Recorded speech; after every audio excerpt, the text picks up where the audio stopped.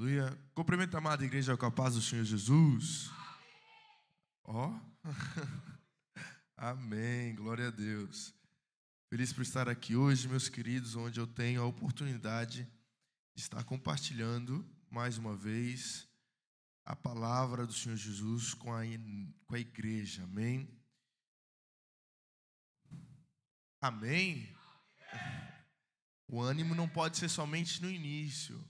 Amém. Certa vez, em uma conversa com o pastor presidente, ele disse uma frase que eu guardei para mim: mais importante do que o início das coisas é o fim delas. Amém. Então, nós não podemos simplesmente ter o nosso ânimo ali no início, glória a Deus. Não, vamos manter um nível, vamos manter a constância, independentemente da situação, das condições, das dificuldades e dos problemas. Amém. Glória a Deus por isso. Meus queridos, é com muita alegria que eu também cumprimento a igreja que nos ouve neste momento em casa, com a graça e a paz do Senhor Jesus. Foi nos dada a oportunidade de estarmos ministrando a lição de número 4, lições espirituais do pós-Jordão. Vamos então recitar o nosso texto áureo no 3. 1, 2, 3.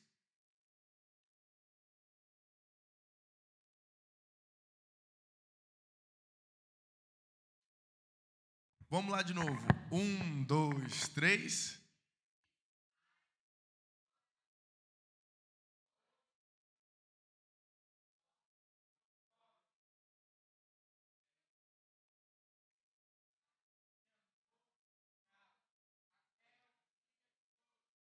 Amém. Eu estarei lendo em outra versão. E disse o Senhor a Josué: hoje eu tirei de vocês a vergonha de terem sido escravos no Egito. Foi por isso que chamaram aquele lugar de Gilgal. E este nome continua até hoje. Verdade prática. O Senhor nos ensina preciosas lições espirituais através das muitas experiências que nos faz passar com Ele. Vamos então para a introdução. Mesmo diante da milagrosa experiência da travessia do Jordão, o povo do Senhor precisava entender que a conquista da terra prometida estava apenas começando. Novas provações, novos embates e acontecimentos sobrenaturais marcariam a vida de cada israelita. Deus haveria de conceder-lhes novas e edificantes lições sobre o seu caráter, objetivos e soberania. Meus queridos, antes de nós adentrarmos na lição de hoje, eu quero simplesmente fazer uma breve oração. Senhor, meu Deus, meu Pai, Mestre, nós neste momento, nós rogamos a Ti para que o Senhor abra o nosso entendimento, que o Senhor tire toda a distração, ó Pai, que possa impedir a Tua palavra de adentrar em nossos corações. Pai querido, que o Senhor possa tirar toda a distração, ó Pai querido, que possa verdadeiramente impedir, ó Pai, de nós ouvirmos com clareza a voz do Teu Espírito Santo nesta noite. Jesus, que cada palavra que for falada aqui, que possa ser o Teu Espírito Santo me direcionando para falar com a Tua igreja. Jesus, que cada palavra direcionada, nós rogamos a Ti neste momento, possa ser verdadeiramente o Teu Espírito Santo ministrando, falando, convencendo, transformando diretamente a Tua igreja. Jesus, nós pedimos que essa lição fique cravada em nossos corações, que nós possamos sair daqui mais revigorados, que nós possamos sair daqui mais transformados, que nós possamos sair daqui cheios da Tua presença e da Tua palavra, em nome de Jesus. Amém. Glória a Deus. Meus queridos, então vamos avançar para o primeiro tópico da lição de hoje. Lições do Memorial de Pedras. Primeiro subtópico, 2 memoriais. Quantos memoriais? 2. Seguindo a orientação divina, Josué ordenou que 2 memoriais fossem erguidos com as pedras retiradas do Jordão. Um no alojamento e outro no meio do Jordão. A ordem era a seguinte: 12 homens, um de cada tribo, deveria recolher 12 pedras do Jordão e com elas edificarem um memorial ao Senhor no acampamento. Essas pedras levadas para Gilgal, lugar onde Israel habitara por algum tempo. Para o segundo memorial, Josué levantou também 12 pedras no meio do Jordão, exatamente no lugar do assento dos pés dos sacerdotes que levavam a arca do concerto. Esses monumentos serviriam de sinal do poder de Deus entre eles. Então nós vemos aqui que o Senhor ordenou que fossem feitos 2 memoriais. Um onde eles estavam alojados, alocados, e outro precisamente aonde o grande milagre aconteceu. No meio do Jordão, o Senhor manda colocar 12 pedras aonde o povo tinha passado. As 12 pedras no leito do rio, por instrução de Josué, representam a morte de Cristo, que deu a sua vida por todo aquele que nele crê. Também representam a morte para que o pecado de todo crente em Cristo. As pedras que nós acabamos de ler, elas foram colocadas nas águas da morte. O que seriam as águas da morte? Precisamente as águas do Rio Jordão, aonde o povo viu e estava sem saída alguma, aonde o povo estava diante literalmente da sua própria morte. Quantos aqui já estiveram de frente com o rio? Levante a mão, por favor. Quantos aqui já entraram dentro de um rio? Quantos aqui já sentiram a correnteza de um rio os puxarem? Agora imagine isso em um lugar onde eles não poderiam voltar. Em um lugar onde haviam crianças, recém-nascidos, bebês, onde haveriam talvez até mesmo no meio do povo pessoas que não saberiam nadar, porque eles não viviam em uma floresta, não viviam em um país tropical, eles viviam no Egito, em pleno deserto. Então nós podemos deduzir que não era um lugar onde as pessoas aprenderiam a nadar com facilidade, a não ser que fossem, que vivessem entre a nobreza. Então eles tinham 2 alternativas: ou enfrentavam as águas da morte, ou enfrentavam as espadas do faraó. Então não tinha perspectiva de vida para nenhum dos lugares que eles olhassem. Se olhassem para a frente, morreriam pela água. Se olhassem para trás, morreriam pela lâmina. Era um cenário onde a morte reinava. Não haveria saída para aquele povo, para aquela nação, para este líder, não haveria saída alguma. Mas o Senhor brada lá do alto: Josué, Moisés, meu povo, atravessa as águas, que eu irei convosco. Nós precisamos entender, meus queridos, que é diante de situações de mortes que o sobrenatural acontece. O sobrenatural de Deus não habita em lugares pacíficos, em lugares de calmaria, onde as coisas aparentam estar tudo bem. O sobrenatural de Deus se manifesta em nossas vidas precisamente quando o cenário se torna impossível, quando as condições humanas dizem que não pode acontecer, quando os nossos olhos começam a olhar e dizem que não tem jeito, quando dentro de nós olhamos para a situação e dizemos: meu Deus, não tem solução. É aí que o sobrenatural de Deus acontece.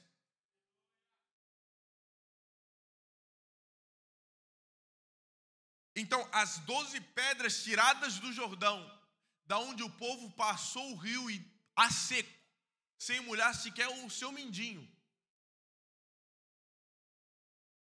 As 12 pedras que foram tiradas do Jordão por ordem do Senhor e empilhadas em Gilgal, nos lembram precisamente do poder e autoridade de Deus. Sobre o que, Roger? Sobre tudo.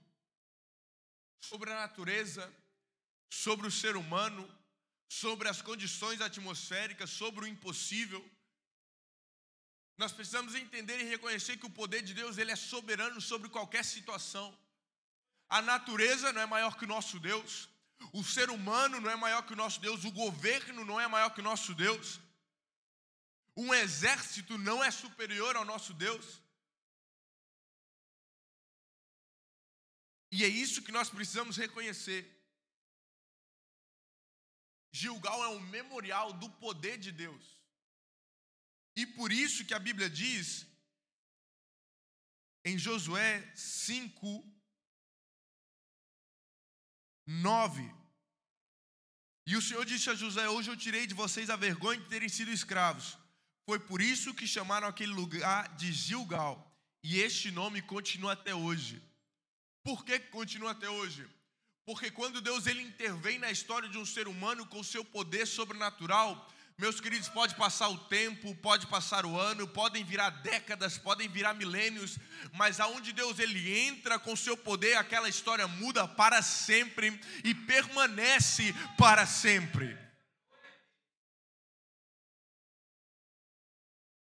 Esse memorial não somente relata e demonstra para nós o poder sobrenatural de Deus, a grandiosidade do nosso Deus, mas se torna também um testemunho para nós contarmos, para eles contarem para as gerações seguintes. E isso está na lição.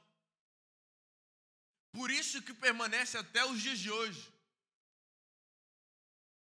Por isso que permanece até os dias de hoje. Gilgal aparece pela primeira vez na Bíblia em Deuteronômio 11:30. Era um povoado, era um vilarejo, tinha um rei, pois a Bíblia nos mostra que Josué o feriu. Mas na história hoje, na geografia humana, não existe mais. No lugar onde era Gilgal, acha-se hoje atualmente a povoação de Tel Gilju. Acho que é assim, levitariana. Está mais ou menos, creio que seja assim. A cerca de 7 quilômetros do Jordão e a 2.400 metros de Jericó. Então nós vemos que o Gilgal, diante da geografia humana, pode ter desaparecido. Mas no contexto espiritual permanece até hoje. Vamos avançar para o subtópico de número 2. O propósito dos memoriais. Aqueles monumentos tinham o propósito de lembrar às gerações futuras os feitos milagrosos do Senhor. Quando no futuro vossos filhos perguntarem a seus pais, dizendo: que significam essas pedras? Farei saber aos vossos filhos, dizendo: Israel passou em seco este Jordão. Deus sempre lembrou a Israel seus grandes livramentos. Então, as pedras, como eu disse há pouco, servem como um testemunho para as gerações futuras. Hoje em dia, nós reconhecemos e lemos a Bíblia. E algo que eu quero convidar a amada igreja a fazer quando você estiver lendo em sua casa, com seus filhos, nos seus devocionais, é você, a cada capítulo, a cada história, a cada narrativa que você for lendo, você não lê com a perspectiva que nós lemos normal. Ah, isso aconteceu, ok, ótimo, o povo atravessou um Jordão. Não, tente mergulhar verdadeiramente naquilo que você está lendo para você tentar pelo menos ter 1% do que aquele povo estava vivendo naquela hora. Vamos imaginar comigo, temos aqui do nosso lado o Rio Tejo. Hoje em dia, ali no Parque de Vila Franca, eu creio que a grande maioria aqui já foi, tem ali uma entrada que, se nós colocamos os nossos pés, vamos andando, damos ali cerca de 20 passos, nós já não temos pé. Se algum dia nos pedirem para atravessar aquele rio, se torna complicado. Agora imaginem o que é, eu falo por mim mesmo, o povo coloca-se diante do rio, Moisés bate com o seu cajado e do nada as águas separam. Eu ia passar assim, no meio do Jordão a seco, dando volta toda hora. Meu Deus, isso está acontecendo. Meu Deus, isso está acontecendo. Olha um tubarão, olha um peixe. Porque tamanha foi um milagre, tão grande foi a obra que aquele povo vivenciou. E é por isso que a Bíblia relata que Deus depois do milagre acontecer, do livramento acontecer, através da liderança de Moisés, Deus instrui a Josué para colocar essas pedras para servirem de lembrança para que o povo, para que as gerações futuras não se esqueçam. Porque é costume, meus queridos, disso acontecer até mesmo nos dias de hoje. Uma grande bênção acontece na minha vida. Acontece na vida do pastor João Paulo, acontece na vida do presbítero Josué. Mas se nós não formos passando isso para as gerações futuras, ninguém mais lá na frente vai se lembrar de do que é que eles estão vivendo hoje. Futuramente, quando Israel começar a entender as coisas, eu quero contar para ele tintim por tintim. Olha, filho, o pai, infelizmente, não nasceu em um berço evangélico. O pai não estava nos caminhos do Senhor, mas o Senhor teve misericórdia. Então, você caminhe nos caminhos do Senhor, não se desvie, não olhe para a esquerda nem para a direita, permaneça firme. Por quê? Porque eu não quero somente que o meu filho vivencie as bênçãos do Senhor sobre a vida dele. Eu quero que os meus netos desfrutem do que o Senhor tem reservado.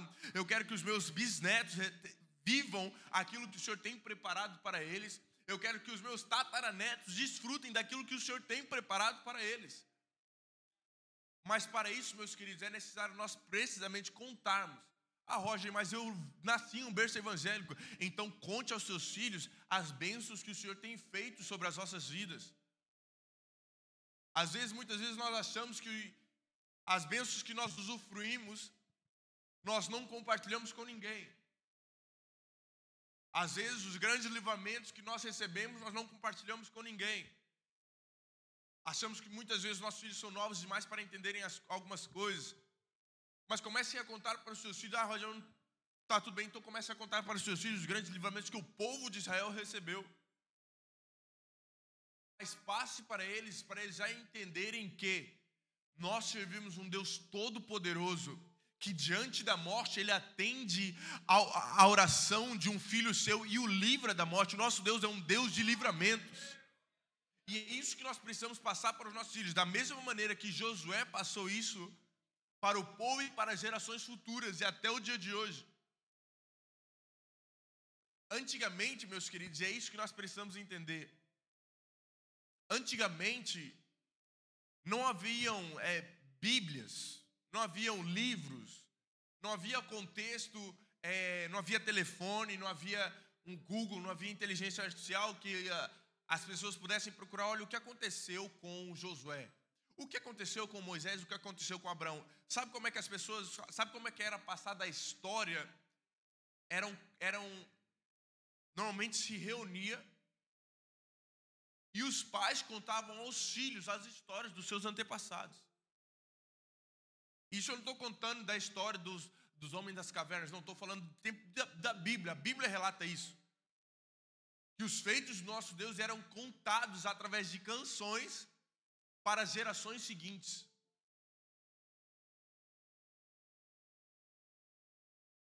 Por que é que nós deixamos de fazer isso? Nós, como pais, nós precisamos entender que nós trazemos o nosso filho, nem que sejam 4 vezes à igreja na semana, por 2 horas, não é suficiente. Somente na escola eles passam o triplo de horas todos os dias, 5 dias, do que eles passam na igreja. Depois, quando eles atingem a adolescência, a juventude, se desviam e os pais ficam sem entender por quê. Aí eu levei meu filho para a igreja por 2 horas, durante 4 dias, você acha que é suficiente? É necessário nós sentarmos com nossos filhos e contarmos para eles o poder, a majestade, a grandiosidade do Deus que nós servimos. Porque eles não têm essa compreensão ainda. E é através da nossa vida, do nosso trabalho como pais, que eles irão entender. Então, o propósito dos memoriais era precisamente isso. Com esta história, aprendemos a lição do nosso dever de relatar às gerações futuras nossas valiosas experiências com Deus. Tudo que o Senhor tem feito em nossas vidas deve ser partilhado com os novos crentes. Sabe uma maneira de verdadeiramente fortificar, fortalecer alguém? na fé, um novo convertido, é contar para ele aos poucos tudo aquilo que você já vivenciou com Deus. Talvez chegue alguém na igreja que está desempregado, não vê solução para a sua vida, talvez está passando necessidades. Nós temos o CAS para apoiá-lo e ajudá-lo, mas muitas vezes somente esse apoio de ter um alimento não serve, porque a pessoa não consegue encontrar, não consegue ver uma perspectiva, uma saída daquela situação. O que vai fortalecer a fé dele naquele momento é saber que uma mesma pessoa, uma outra pessoa passou pelo mesmo que ele está passando, mas encontrou uma solução. O Deus Todo-Poderoso o ajudou, e da mesma forma que ajudou aquela pessoa, também o pode ajudar. Agora nós recebemos as nossas bênçãos e ficamos calados. De que serve então? De que serve o Senhor te abençoar de tal maneira e você guardar somente para você? Não serve de nada.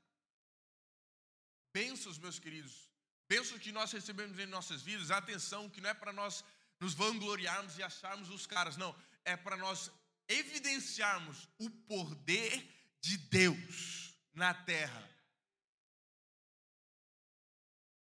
Bênção não contada não serve para nada. As bênçãos que nós vivenciamos, que nós recebemos da parte de Deus, elas têm que ser testemunhadas. Elas têm que ser testemunhadas. Às vezes nós achamos, Roger, olha, e aqui eu vou contar um testemunho que não é meu. Havia um amigo meu que ele ofertava todo dia pelo MBWay. €1.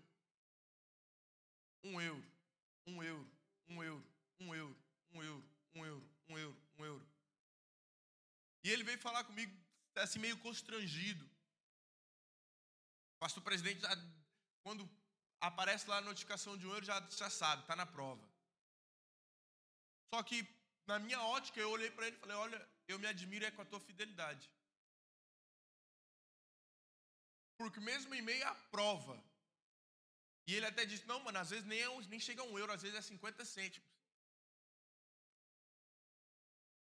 Mesmo em meio à prova, não estou falando de dízimo, estou falando de oferta. A pessoa ela tem 50 cêntimos para ofertar e já é raspando o fundo da panela. Mas ela não deixou de ofertar. E hoje Deus tem o abençoado de uma maneira que nem ele mesmo entende. Mas é fruto da sua fidelidade.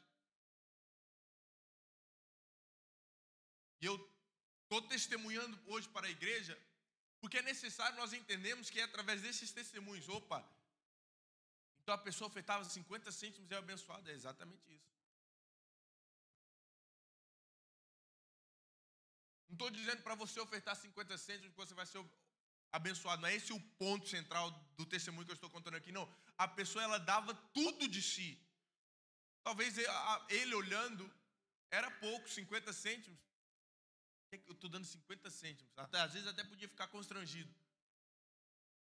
Mas Deus sabia que era tudo que ele tinha. Ele estava ofertando tudo o que ele tinha. E por isso que Deus resolveu abençoar. Entenda, meus queridos, independentemente do tamanho da bênção que você recebe, para alguém, ou talvez até mesmo para você, Roger, hoje eu recebi o dinheiro suficiente para eu carregar meu passe. Talvez para você não é nada. Mas talvez é esse testemunho que vai fortalecer alguém que está necessitado de ouvir uma palavra. Roger, hoje eu consegui finalmente uma grande compra. Isso é uma coisa normal que acontece. Não, não é não. Se é algo que era impossível, que não acontecia de jeito nenhum, testemunhe. Roger, eu recebi uma grande cura, um milagre. Somente Deus podia fazer. Deus te curou. Para quê? Se você ficar de boca fechada. Testemunhe, meus queridos. Síntese do tópico de número 1. Os 2 memoriais lembravam às gerações futuras os milagres do Senhor no Jordão. Tópico de número 2. Lições de Gilgal. Gilgal, lugar da renovação do pacto. Também foi nessa cidade que Josué, renovaram o pacto divino estabelecido com Abraão. Deus ordenara: torna a circuncidar os filhos de Israel. Como podemos ver, a conquista de Canaã estava intrinsecamente vinculada à obediência do povo a Josué. Deus já havia estabelecido com Abraão e seus descendentes um pacto de vitórias nas conquistas na terra prometida. A circuncisão era uma cirurgia rude que se fazia com todo homem israelita. Este pacto, além de cumprir certos propósitos higiênicos, éticos e morais, servia também para distinguir o povo de Israel das demais nações. Através da circuncisão, o israelita era separado exclusivamente para Deus. Então, Gilgal, além de um lugar para servir de testemunho para gerações futuras, se torna também um lugar de renovação do pacto. O povo, quando estava no Egito, já não estava simplesmente separado e exclusivamente para Deus. Mas Deus os tirando do Egito, fazendo eles passar o Jordão, 40 anos no deserto, chama Josué e fala: não, meu filho, eu tirei vocês, não é para vocês voltarem a viver como vocês queriam.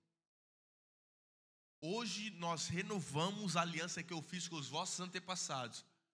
Hoje Israel volta a ser separado e exclusivamente para mim. Então Gilgal é um lugar de renovação, de pacto, de alianças com Deus.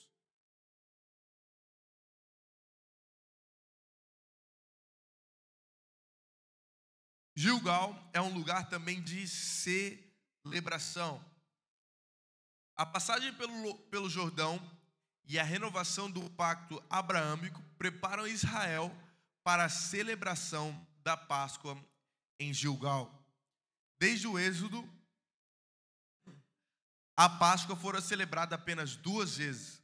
A primeira ocorreu à noite no Egito, momentos antes da libertação de Israel. A segunda realizou-se no deserto do Sinai. A celebração da Páscoa em Gilgal se deu antes da conquista de Jericó. Esta festa era comemorada com uma solene ceia familiar, na qual o prato principal era um cordeiro assado, separado e morto para esta ocasião, com ervas amargas e pães asmos. Nesta ocasião, nas campinas de Jericó, Josué contou à nova geração os portentosos atos do Senhor ao libertar o seu povo do Egito. Inaugurou uma nova fase na vida de Israel, na vida e história de Israel, através de uma nova comemoração pascual. Então, o povo celebrou a Páscoa em Gilgal, marcando a transição da provisão divina do maná de Deus durante o seu tempo no deserto para os frutos da terra de Canaã. Então nós vemos que e é precisamente isso que representa a Páscoa. A Páscoa significa passagem, Pesach. Então é um momento de transição, onde eles deixam de, entre aspas, viver do maná provido de forma sobrenatural caindo do céu, para usufruírem dos frutos que a terra prometida tem para oferecer. Isso representou para o povo um novo começo e a fidelidade de Deus em cumprir as suas promessas. A Bíblia relata que Deus diz que a terra prometida seria uma terra que emanasse leite e mel. Uma terra que emana leite e mel, uma terra próspera, é uma terra frutífera. E é isso que o povo agora irá começar a usufruir daquilo que havia sido prometido. A promessa deixa de se tornar algo distante e começa a se tornar algo real. A promessa deixa de ser simplesmente algo ilusório, porque vamos imaginar o povo durante 40 anos vivendo no deserto. Bora vivesse ali o sobrenatural, coluna de fogo, coluna de nuvem, maná caindo do céu. A terra prometida, mesmo assim, parece algo distante. 40 anos caminhando em um deserto, parece que nunca vai chegar. Parece que nunca vai chegar, parece que nunca vai chegar. Mas neste momento, Gilgal marca uma nova época, em que a promessa deixa de ser uma ilusão, um conto de fadas, uma fantasia, e passa a se tornar o dia a dia de todo aquele povo. Passa a se tornar o natural. Passa a se tornar o cumprimento da promessa de Deus sobre aquela nação. Gilgal foi também um lugar de provisão. Depois da circuncisão da nova geração israelita e da celebração da Páscoa, o povo comeu o fruto da terra, o maná diário concedido pela bondade em misericórdia de Deus. Agora não era mais necessário, pois Israel poderia comer do produto fértil da terra de Canaã, conforme a promessa de Deus. O Senhor sempre cumpre as suas promessas. Tem uma frase muito importante aqui nessa lição. E eu gostaria de pedir a toda a igreja que lesse juntamente comigo aqui a última frase, no 3. Vamos lá? 1, 2, 3.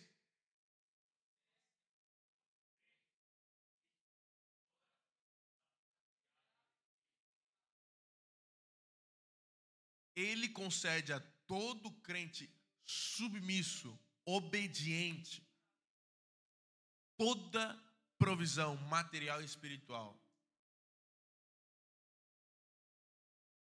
A obediência é a chave para nós desfrutarmos da bênção de Deus sobre as nossas vidas.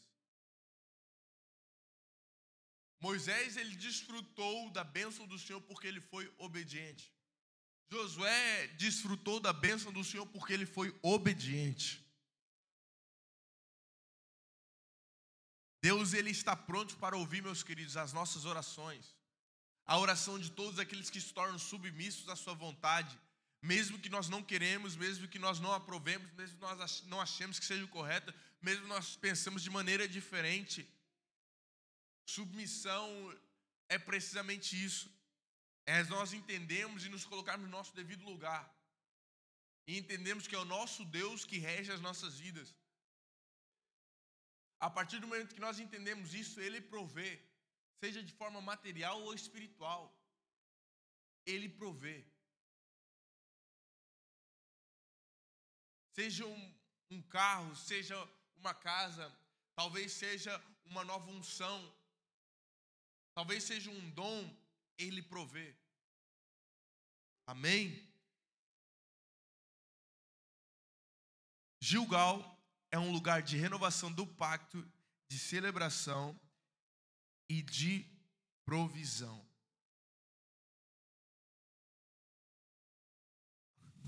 As lições da visão de Josué. Deus ainda fala por meio de visões. As manifestações teofânicas do Antigo Testamento não são modelos para a igreja de hoje, pois temos a revelação da pessoa de Cristo nas Escrituras. Embora os anjos sejam espíritos ministradores enviados para servir a favor daqueles que hão de herdar a salvação, o cristão não deve ver à procura ou à espera de manifestações angelicais, mas pautar sua vida e chamada ministeriais na palavra de Deus. Amém?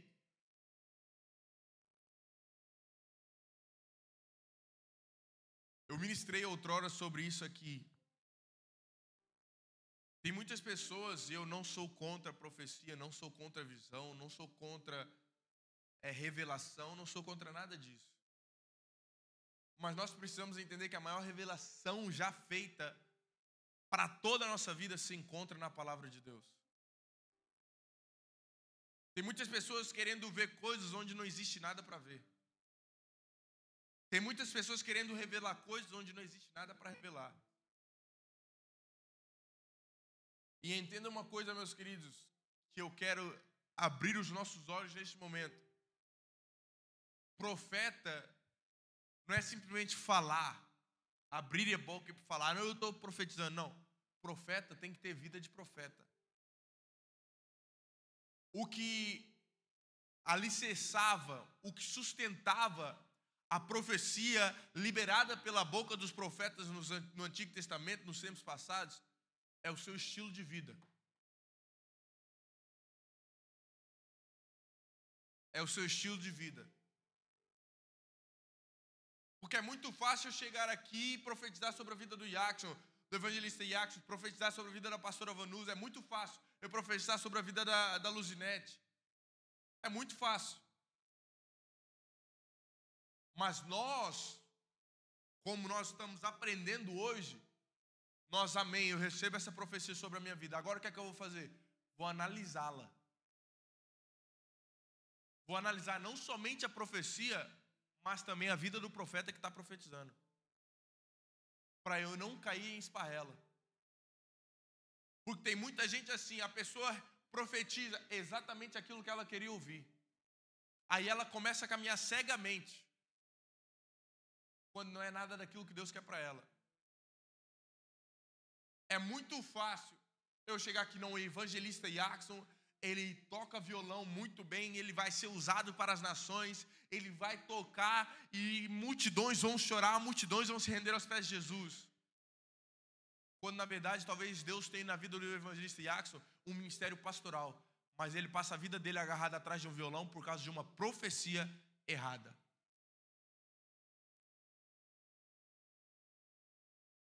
Davi, ele tinha um dom.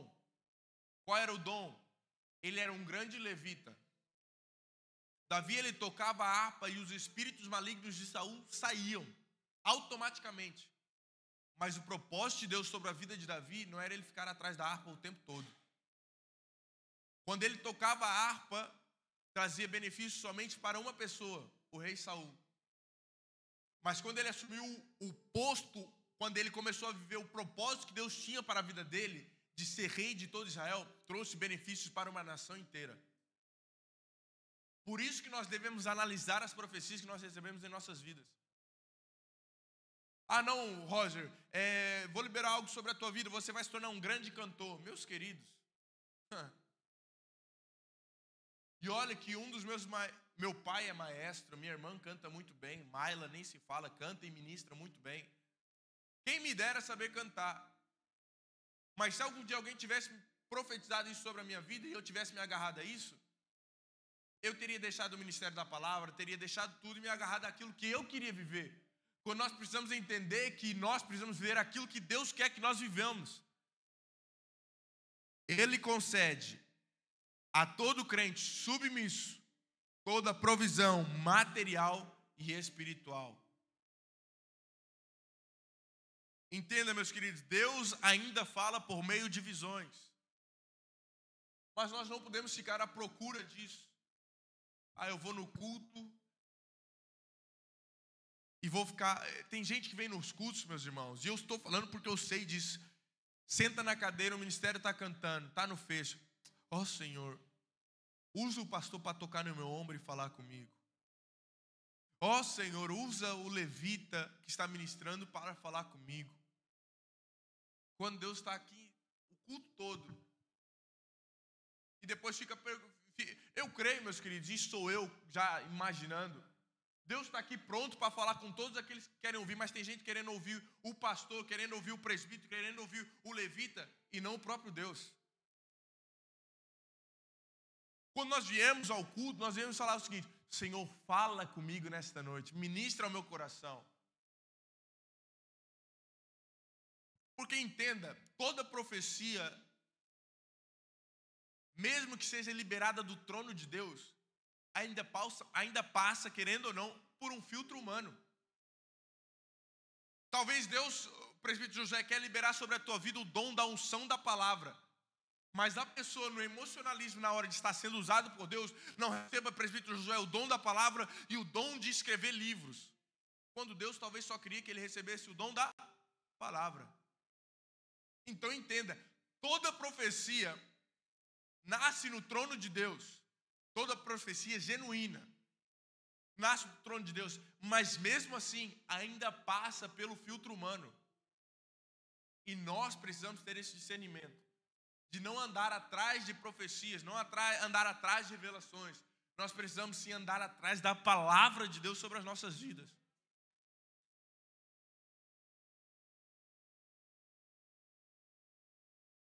A importância da visão para Josué.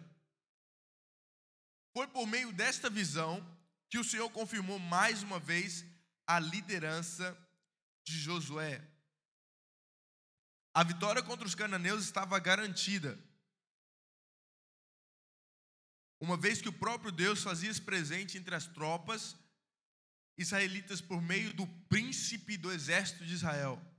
Não eram as estratégias bélicas ou as forças dos valentes que garantiram a vitória, mas aquele que é forte e poderoso na guerra. Josué 5, capítulo 5, versículo 14 e 15. Não sou nenhuma coisa nem outra, respondeu ele. Estou aqui como comandante do exército de Deus, o Senhor. Josué ajoelhou-se, encostou o rosto no chão e adorou e disse: estou às suas ordens, meu Senhor. O que quer que eu faça? O comandante do exército do Senhor respondeu: tira as sandálias, porque a terra que você está pisando é santa. E o versículo termina: e Josué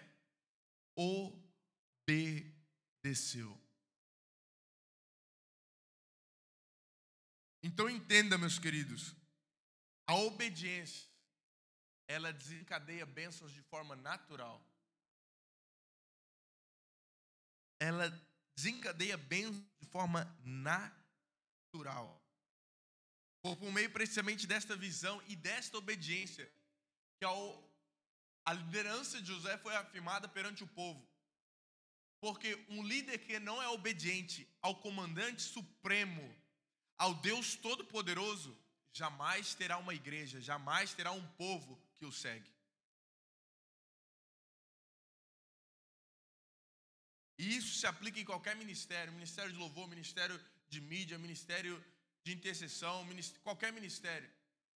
Um líder que não é submisso à vontade do próprio Deus, jamais terá um povo que o siga. Síntese do tópico de número 3.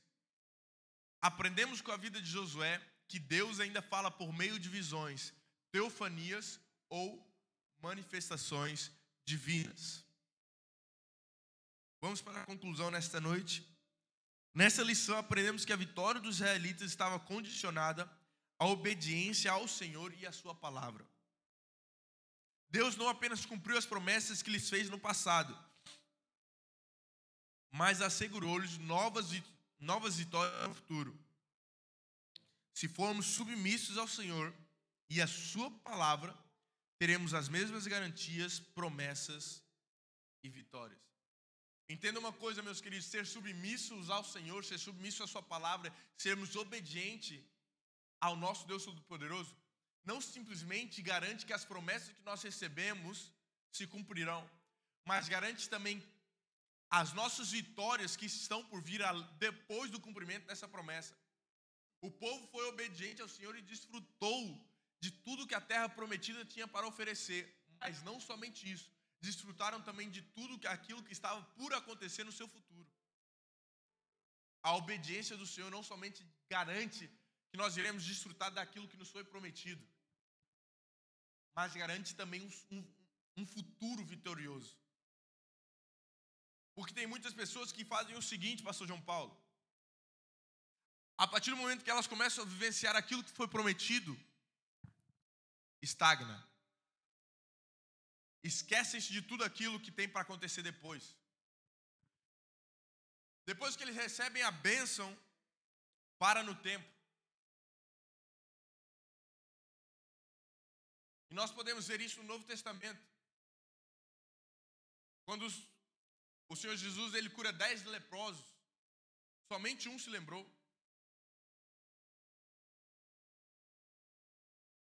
Isso é algo que está infelizmente na natureza humana. Mas a partir de hoje,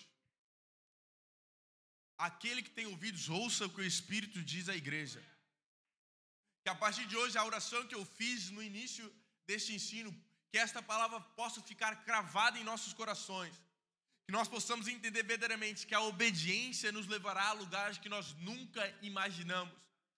Que é quando nós recebermos aquilo que nos foi prometido, que nós não iremos estagnar no tempo, que nós não iremos parar, que nós não iremos ficar parados, estagnados, vacilantes. Não, nós iremos entender que depois desse cumprimento, depois dessa bênção, depois dessa promessa, ainda tem mais reservado para nós. Ainda o Senhor ainda tem mais coisas para fazer em nossas vidas. O Senhor ainda tem mais coisas para realizar em nossos ministérios, em nossas casas, em nossas famílias, em nossas vidas.